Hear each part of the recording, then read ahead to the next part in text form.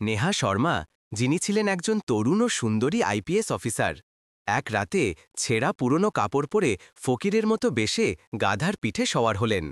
রাত শেষ প্রহরে এসেছিল এবং তার গাধা নির্জন রাস্তার মাঝখান দিয়ে চলছিল। সেই রাস্তায় কিছু পুলিশকর্মীরা নাকা চেকপোস্ট লাগিয়ে দাঁড়িয়েছিল। যখন একজন কনস্টেবল গাধার পিঠে সওয়ার নেহা শর্মাকে তাদের দিকে আসতে দেখল, তখন সে অন্য কনস্টেবলকে বলল, মনে হয় কোনো ফকির নিয়ে আসছে। নেহা শর্মা এখন তাদের একদম কাছে পৌঁছে গিয়েছিলেন এবং যেই তিনি পুলিশকর্মীদের পাশ দিয়ে যেতে লাগলেন, পুলিশকর্মীরা তার সৌন্দর্য দেখে মুগ্ধ হয়ে গেল। তখনই একজন কনস্টেবল রাস্তার মাঝে এসে তার পথ আটকে দিল এবং তাকে পাগলের মতো দেখতে লাগল। এর মধ্যে জিপে বসা ইন্সপেক্টরের নজর যখন নেহা শর্মার ওপর পড়ল, তখন সে সাথে সাথে গাড়ি থেকে নেমে এলো এবং তাকে ওপর থেকে নিচ পর্যন্ত ঘুরতে লাগল। কে তুমি, আর এই সময় কোথা থেকে আসছো? নেহা শর্মা বললেন, সাহেব, আমি ফকির, ভিক্ষা করার পর বাড়ি যাচ্ছিলাম। এখন ইন্সপেক্টর আস্তে আস্তে তার কাছে এলো এবং তার কোমরে হাত বোলাতে বোলাতে বলল, একজন ফকিরনি আর এত সুন্দরী, এটা কিভাবে সম্ভব? এই শুনে ইন্সপেক্টর এবং বাকি পুলিশকর্মীরা জোরে জোরে হাসতে লাগল। রাত পুরোপুরি কালো হয়ে গিয়েছিল। নেহা শর্মার শ্বাসপ্রশ্বাস দ্রুত হল এবং বুক ধক ধক করতে লাগল। তখনই ইন্সপেক্টর পকেট থেকে ১,০০০ টাকার নোট বের করল এবং নেহা শর্মার দিকে বাড়িয়ে দিয়ে বলল, ১,০০০ টাকা দিচ্ছি, চলো আমার সাথে। এই শুনে নেহা শর্মা হতবাক হয়ে গেলেন। ইন্সপেক্টর হঠাৎ নেহা শর্মার হাত ধরে তাকে গাধা থেকে নামিয়ে নিল এবং নিজের গাড়ির দিকে নিয়ে গেল। তার আগে নেহা শর্মা কিছু জিজ্ঞেস করতে পারার আগেই ইন্সপেক্টর বলল, গাড়িতে বসো, তারপর আমি তোমাকে বলছি। নেহা শর্মা ভয়ে ভয়ে গাড়ির ভেতরে প্রবেশ করলেন। এখন ইন্সপেক্টর বলল, তুমি আমার বাড়ির পরিষ্কার পরিচ্ছন্নতার কাজ করে দেবে, এই জন্য তোমাকেই ১,০০০ টাকা দিয়েছি। তারপরে আমি তোমাকে তোমার বাড়ি পৌঁছে দেব। নেহা শর্মা বললেন, ঠিক আছে। চলতে চলতে ইন্সপেক্টর এবার গাড়ি একটি এবড়োখেবড়ো রাস্তায় নামিয়ে নিল। রাতের অন্ধকার এবং সেই এবড়োখেবড়ো রাস্তা দেখে নেহা শর্মার বুক এবার ধক করতে লাগল। দেখতে দেখতে ইন্সপেক্টর গাড়ি একটি পুরনো ভাঙা মহলের পাশে থামাল এবং নেহা শর্মাকে বলল, ভেতরে চলো, এখানেই পরিষ্কার করতে হবে। নেহা শর্মা বিস্ময় নিয়ে এদিক ওদিক দেখতে লাগলেন। এই নির্জন জায়গায় কোথায় পরিষ্কারের কাজ হবে? ইন্সপেক্টর তাকে ভাঙা মহলের ভেতরে নিয়ে গেল। সামনে একটি ভাঙা সিঁড়ি ছিল। ইন্সপেক্টর নেহা শর্মার হাত ধরল এবং তাকে সিঁড়ি দিয়ে ওপরে নিয়ে গেল। নেহা শর্মা চুপচাপ তার সাথে চলতে থাকলেন। ওপরে একটি বন্ধ ঘর ছিল। ইন্সপেক্টর তাড়াতাড়ি দরজা খুলল এবং বলল, ভেতরে যাও। নেহা শর্মা ভয় পেতে পেতে জায়গাটির অবস্থা দেখতে দেখতে ভেতরে প্রবেশ করলেন। ইন্সপেক্টর এখন মনে মনে কিছু ভেবে তার কাছে এগিয়ে যেতে লাগল। তখন নেহা শর্মা চোখ দিয়ে তাকে ঘুরলেন। তখনই ইন্সপেক্টর নিজেকে একটু সামলে নিল এবং পকেট থেকে একটি কাপড় বের করে নেহা শর্মার হাতে ধরিয়ে দিল। এই ফার্নিচারে মাটি লেগে আছে, এটা পরিষ্কার করে দাও। নেহা শর্মা কাপড় নিয়ে যেই ফার্নিচার পরিষ্কার করতে লাগলেন, হঠাৎ ইন্সপেক্টর একদম তার পেছনে এসে দাঁড়াল। তার মুখে একটি অদ্ভুত হাসি ছিল। নেহা শর্মা এক মুহূর্তের জন্য ইতস্তত করলেন। তার আগে ইন্সপেক্টর কিছু করে হঠাৎ তার ফোন বেজে উঠল। নাকাতে বাকি কনস্টেবলরা দাঁড়িয়েছিল। তাড়াতাড়ি স্যার, এখানে চলে আসুন, কোনো কাজ আছে। ইন্সপেক্টর সঙ্গে সঙ্গে রাগে বলল। সারা কাজ মাঝখানে থেমে গেল। তারপর সে নেহা শর্মাকে বলল, এখন এই পরিষ্কার করা থাক, একটু কাজ এসে গেছে, তাড়াতাড়ি আমার সাথে চলো, তারপর পরে আসব। নেহা শর্মা এবং ইন্সপেক্টর গাড়িতে বসে আবার সেই জায়গাতে ফিরে এলেন যেখানে নাকা লাগানো হয়েছিল।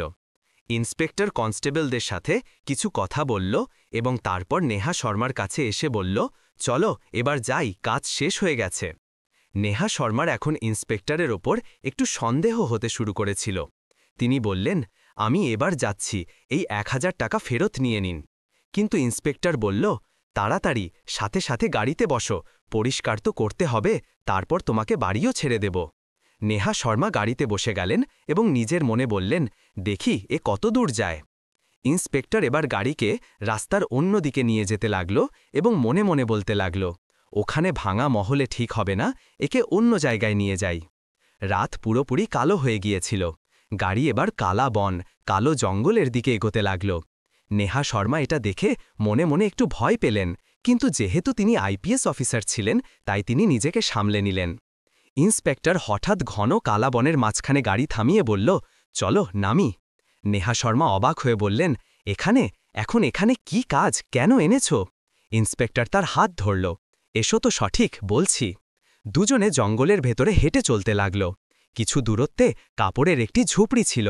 ইন্সপেক্টর হালকা হাসির সাথে নেহা শর্মাকে তার কাছে নিয়ে এলো। নেহা শর্মার মনে উদ্বেগ বাড়তে লাগল, কিন্তু তিনি নীরবে দেখতে থাকলেন। ইন্সপেক্টর তার কাছে এলো এবং বলল, চলো ঝুপড়িতে ভেতরে এসো। নেহা শর্মার রাগে ভারী গলায় বললেন, এখানে কেমন পরিষ্কারের কাজ হবে? ইন্সপেক্টর তার ধরন দেখেই সঙ্গে সঙ্গে কথা পাল্টাল।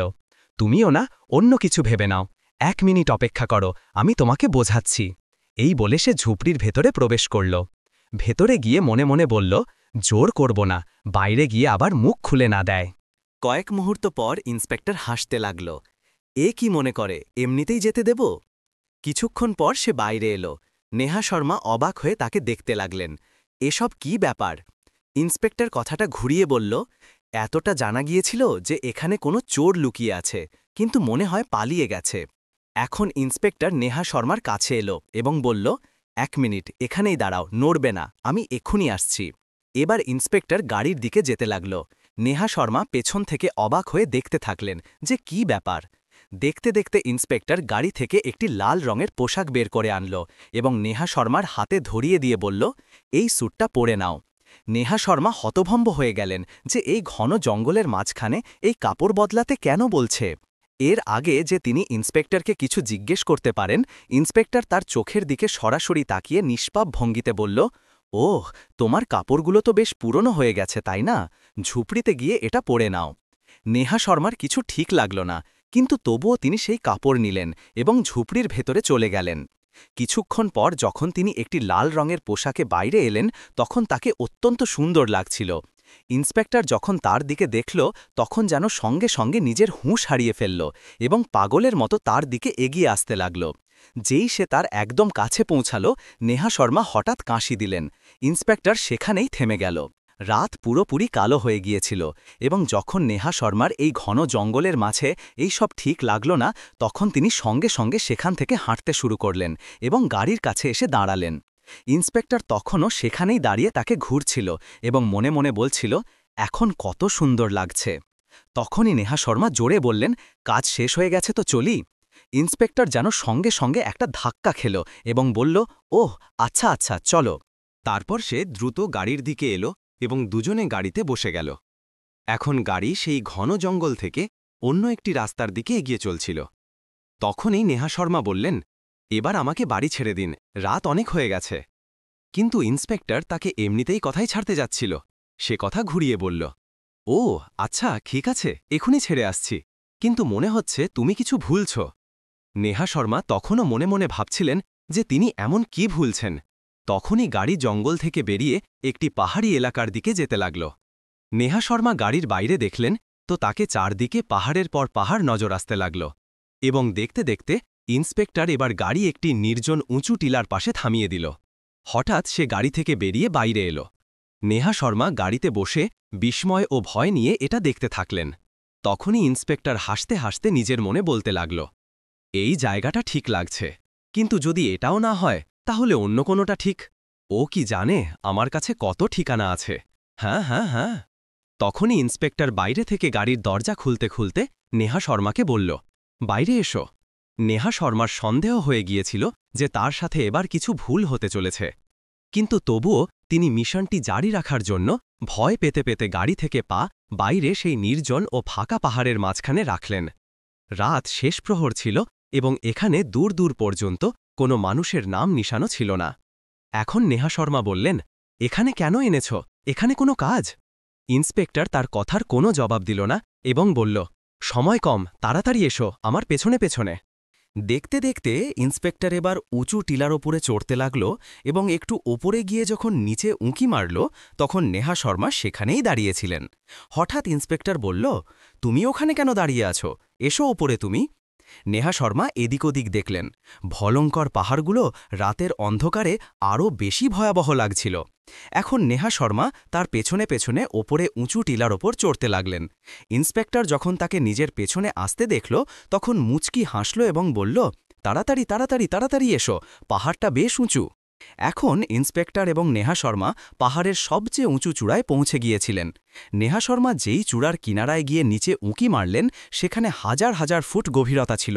এটা দেখে নেহা শর্মা কিছুটা ভয় পেয়ে গেলেন। যখন ইন্সপেক্টর নেহা শর্মাকে কিনারায় দাঁড়ানো দেখল, তখন সে পেছন থেকে তার দিকে দেখতে লাগল এবং আস্তে আস্তে চুপিসারে তার দিকে এগিয়ে যেতে লাগল। তার একদম কাছে পৌঁছে ইন্সপেক্টর তাকে কোমর থেকে ধরে সামনের দিকে ঝাঁকুনি দিল। ধাক্কা দিয়ে দেব, ধাক্কা দিয়ে দেব। নেহা শর্মা পুরোপুরি কেঁপে উঠলেন। তার বুক দ্রুত ধড়কতে লাগল। তিনি সঙ্গে সঙ্গে পেছনে ফিরলেন এবং রাগে বললেন, পাগল তুমি, এটা কি ধরনের আচরণ? ইন্সপেক্টর জোরে জোরে হাসতে লাগল। মজা করছিলাম, তুমি তো ভয়ই পেয়ে গেলে। তখনই নেহা শর্মা কিনারা থেকে সরে পাহাড়ের মাঝখানে একটি চট্টানে গিয়ে দাঁড়ালেন। ইন্সপেক্টরও তার পেছনে এসে তার পাশে দাঁড়াল।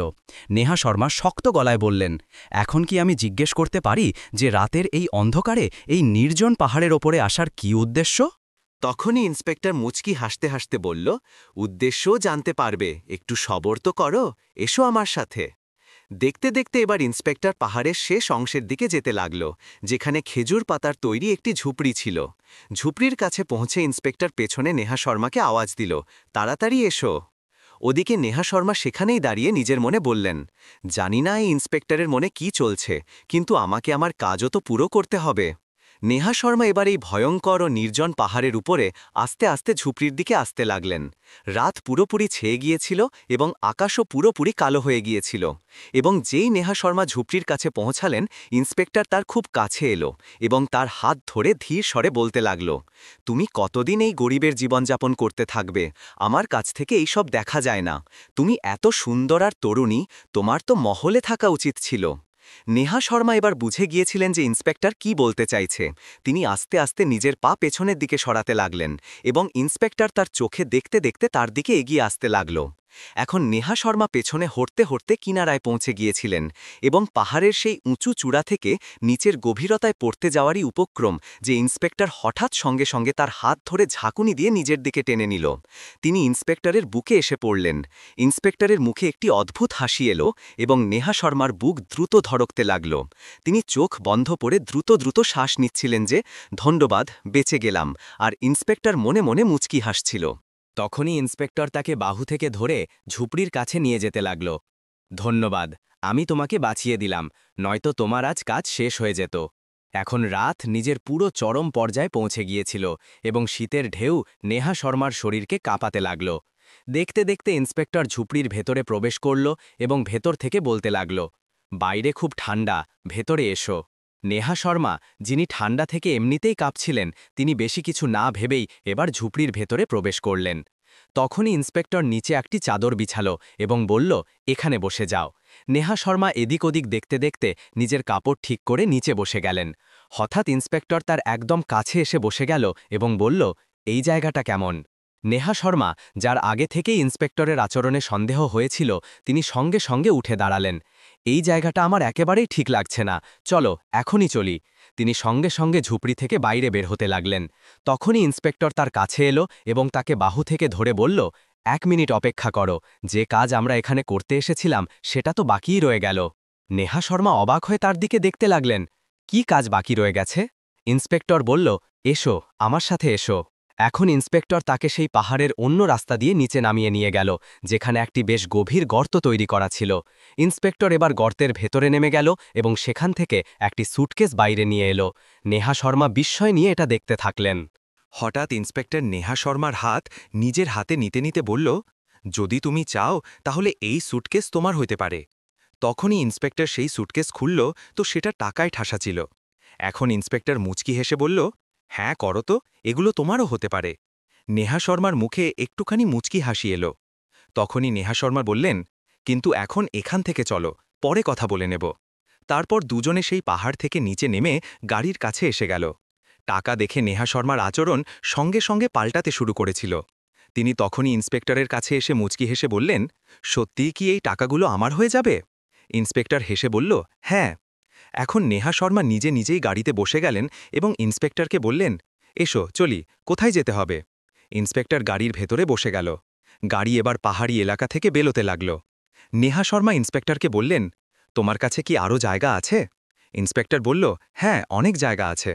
নেহা শর্মা বললেন, চলো এমন জায়গায় চলো যেখানে কেউ না থাকে এবং আমার শুধু এত টাকা চাই না, আরও চাই। ইন্সপেক্টর মুচকি হাসতে হাসতে বলল, কোনো ব্যাপার না, তোমার যত চাই নিয়ে নিও। দেখতে দেখতে এবার গাড়ি একটি ভয়ঙ্কর ও নির্জন ফুটপাথে চড়ে গেল, যেখানে গাছের পাতা নিচে ছড়িয়ে পড়েছিল এবং সেই জায়গা থেকে ভয় আসছিল। সেই ফুটপাথের কোণে একটি নির্জন দরগাহা ছিল এবং হঠাৎ ইন্সপেক্টর নির্জন দরগাহের পাশে গিয়ে ব্রেক কষল। দেখতে দেখতে এবার নেহা শর্মা নিজে গাড়ি থেকে বেরিয়ে বাইরে দাঁড়ালেন। এসো চলি। ইন্সপেক্টর গাড়ি থেকে নেমে নেহা শর্মার কাছে এলো এবং বলল, বাহ, কি ব্যাপার, এই জায়গা থেকে তোমার ভয় লাগছে না? নেহা শর্মা হেসে বললেন, টাকার কাছে আবার কিসের ভয়? ইন্সপেক্টর হাসতে লাগল এবং দেখতে দেখতে দুজনে এবার নির্জন দরগাহের ভেতরে প্রবেশ করল। তখনই ইন্সপেক্টর নির্জন দরগাহের একটি কোণে গিয়ে জায়গা খুঁড়তে লাগল। নেহা শর্মাও পেছনে এসে দাঁড়িয়ে দেখতে লাগলেন। দেখতে দেখতে ইন্সপেক্টর সেই গর্ত থেকে একটি ব্যাগ বাইরে বের করে নিল এবং নেহা শর্মার হাতে ধরিয়ে দিল। নেহা শর্মা যখন ব্যাগটি খুললেন এবং তার ভেতরে দেখলেন, তখন তার চোখ আশ্চর্য হয়ে বড় বড় হয়ে গেল। এই ব্যাগ টাকায় ঠাসা ছিল। নেহা শর্মা খুশিতে আত্মহারা হচ্ছিলেন। তখনই তিনি ইন্সপেক্টরের একটু কাছে এসে ধীর স্বরে বললেন, এগুলোও কি আমার হবে? ইন্সপেক্টর মাথা নেড়ে বলল, শুধু তুমি আমার কথা শোনো, এটা তো কিছুই না, তোমাকে ধনী করে দেব। তখনই নেহা শর্মা মুচকি হেসে বললেন, তাহলে চলো, দেরি কেন করছ? দুজনে হাসতে হাসতে নির্জন দরগাহ থেকে বাইরে এলো। তখনই ইন্সপেক্টর নেহা শর্মার কাছে এসে বলল, এবার বলো কোন জায়গায় চলব? নেহা শর্মা মুচকি হেসে বললেন, সেই পুরনো ভাঙা মহলটাই ঠিক আছে। দুজনে গাড়ির ভেতরে বসে গেল এবং গাড়ি আরও একবার সেই পুরনো ভাঙা মহলের দিকে এগোতে লাগল এবং কিছুক্ষণ পরে তারা সেই এবড়ো খেবড়ো ও নির্জন রাস্তায় তৈরি ভাঙা মহলের কাছে পৌঁছে গেল। নেহা শর্মা এখন খুব খুশি দেখাচ্ছিলেন। তিনি কোনো দ্বিধা ছাড়াই সেই এবড়ো খেবড়ো ও অন্ধকারের রাস্তায় পা বাইরে নামালেন এবং দ্রুত নিজে নিজেই ভাঙা মহলের দিকে এগোতে লাগলেন। ইন্সপেক্টরও তার পেছনে মুচকি হাসতে হাসতে আসতে লাগল। তারা মেঘের পেছনে লুকিয়ে গিয়েছিল এবং রাত নিজের শেষ পর্যায়ে এগিয়ে যাচ্ছিল। এখন দুজনে ভাঙা মহলের ভেতরে পৌঁছে গিয়েছিল এবং ইন্সপেক্টর তাকে সেই সিঁড়ি দিয়ে ওপরে ঘরে নিয়ে গিয়ে টেনে ভেতরে ঢুকিয়ে দিল। নেহা শর্মা মুচকি হাসতে হাসতে ইন্সপেক্টরের চোখে দেখতে লাগলেন এবং তারপর বললেন, আরও একটা কথা জিজ্ঞেস করি তো খারাপ মনে করবে না তো? এখন ইন্সপেক্টর নিজের হুঁশ হারিয়ে ফেলেছিল। সে বলল, তোমার মতো সুন্দরী মেয়ের কথায় কি খারাপ মনে করা, বলো তুমি?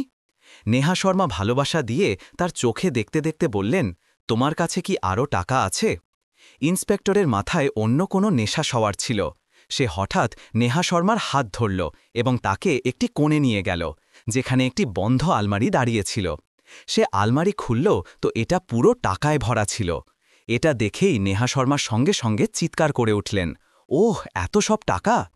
এখন ইন্সপেক্টর মুচকি হাসতে হাসতে তার কাছে এলো এবং নেহা শর্মার চোখে দেখতে দেখতে বলল, কেন, দেখে অবাক হয়ে গেলে? এটা তো এখনও 1%ও নয়। নেহা শর্মা বিস্ময় নিয়ে বললেন, কি, এর বাইরেও আরও আছে? আমার বিশ্বাস হচ্ছে না, এত বেশি টাকা কিভাবে হতে পারে?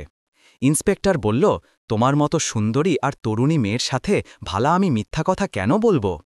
তখনই নেহা শর্মা তার কাছে এলেন এবং তাকে ভালোবাসা ভরা দৃষ্টিতে দেখতে লাগলেন। হঠাৎ নেহা শর্মা ইন্সপেক্টরের হাত ধরলেন এবং তাকে বাইরে উঠোনে নিয়ে গেলেন। ইন্সপেক্টর তার সাথে চলে গেল। উঠোনে গিয়ে নেহা শর্মা বললেন, এই দেখো তোমার ভাঙা মহল। যদি তোমার কাছে এত সব টাকা থাকে তাহলে তুমি আমাকে এই নোংরা জায়গায় কেন নিয়ে এসেছ? ইন্সপেক্টর মুচকি হেসে বলল, শুধু এতটুকুই ব্যাপার? তাহলে চলো, যাই যেখানে তুমি বলবে।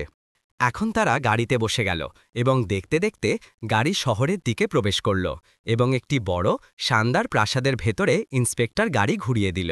নেহা শর্মা যখন দেখলেন তখন তিনি হকচকিয়ে গেলেন। ইন্সপেক্টর নেহা শর্মাকে গাড়ি থেকে নামালো এবং দুজনে মহলের ভেতরে চলে গেল। নেহা শর্মা বিস্ময় নিয়ে এদিক ওদিক দেখছিলেন। তখনই ইন্সপেক্টর সঙ্গে সঙ্গে নেহা শর্মার হাত ধরল এবং তাকে একটি বেডরুমের ভেতরে নিয়ে গেল। তারপর সে দরজার খিলি লাগিয়ে দিল এবং তার কাছে এলো এবং সঙ্গে সঙ্গে তাকে পেছনে বিছানার ওপর ধাক্কা দিয়ে দিল এবং মুচকি হাসতে হাসতে তার দিকে এগিয়ে আসতে লাগল। তখনই নেহা শর্মা সঙ্গে সঙ্গে উঠে দাঁড়ালেন এবং ইন্সপেক্টরের কাছে এলেন এবং তার কলার ধরে মুচকি হাসতে হাসতে ইন্সপেক্টরের চোখে দেখতে লাগলেন। তারপর নেহা শর্মা বললেন, এই মহলটাও কি আপনার? ইন্সপেক্টর গর্বের সাথে মাথা নাড়ল। নেহা শর্মা যখন এটা শুনলেন তখন যেন তার মুখে আরও বেশি হাসি এলো। তারপর তিনি নিজে নিজেই ইন্সপেক্টরকে বাহু থেকে ধরলেন এবং দরজা খুললেন এবং সেখান থেকে বাইরে নিয়ে গেলেন এবং বললেন, এই জায়গাটা বেশ ভালো এবং অনেক বড় মহল, কিন্তু আমি তোমাকে এটাও বলিনি যে তুমি আমাকে শহরের মাঝখানে নিয়ে এসো। চলো অন্য কোথাও যাই, যে জায়গা শহর থেকে দূরে কিন্তু ভালো। ইন্সপেক্টর বলল, এতে আবার কি বড় কথা, ওহ চলো। এখন দেখতে দেখতে ইন্সপেক্টর তাকে গাড়িতে বসিয়ে আরও একটি বড় আধুনিক ভিলার দিকে নিয়ে গেল, যা কিছুটা মানুষজনপূর্ণ এলাকায় অবস্থিত ছিল। নেহা শর্মা এবং ইন্সপেক্টর দুজনে গাড়ি থেকে নামলেন এবং সিঁড়ি দিয়ে ওপরে চড়তে লাগলেন। দেখতে দেখতে এবার ইন্সপেক্টর একটি ঘরের দরজা খুলল এবং নেহা শর্মাকে জোরে ভেতরে ধাক্কা দিয়ে দিল। নেহা শর্মা ভেতরে গিয়ে একটি সোফার ওপর পড়লেন এবং ইন্সপেক্টর তার কাছে এগিয়ে আসতে লাগল। ইন্সপেক্টর যেই তার খুব কাছে এলো, নেহা শর্মা বললেন, এক মিনিট থামুন। নেহা শর্মার বুক ধড়কতে লাগল এবং শ্বাস-প্রশ্বাস দ্রুত হল।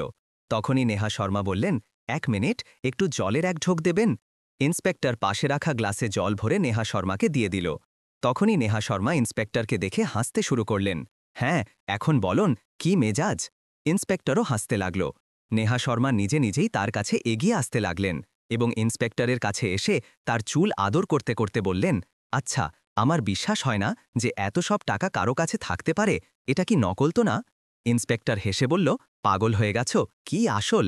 নেহা শর্মা তার চোখে দেখতে দেখতে মুচকি হেসে বললেন, কিন্তু আসল টাকা এত কারো কাছে কিভাবে আসতে পারে? তোমার বেতন কত হবে? ইন্সপেক্টর বলল, 1,00,000। নেহা শর্মা এবার বিস্ময় নিয়ে বললেন, আর তোমার এত বাড়ি আছে, এত টাকা আছে, এটা কিভাবে সম্ভব?